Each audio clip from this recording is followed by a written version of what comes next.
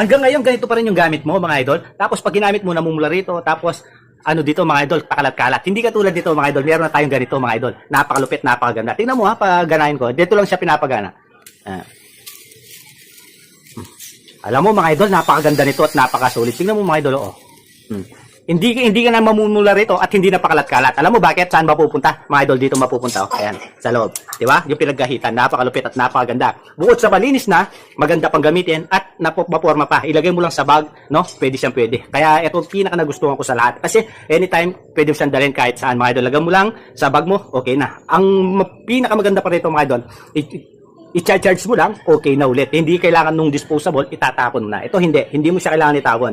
I-charge mo lang, tapos pwede na ulit. Sindi mo, ayan na. Oh, napakalupit, napakaganda. Mga idol, dating 200 plus to, ngayon 99. Okay? Nasa yellow basket natin. Kapag ito naubos na tig 99, babalik na sa dating presyo niya na tig 200. So, ngayon habang meron pang available na tig 99 pesos, i-click mo ng yellow basket na makahabol ka. Okay, mga idol? Click yellow basket, mag-checkout ka na habang mura pa. Itong portable razor na to. No, mga idol? Click yellow basket, checkout na.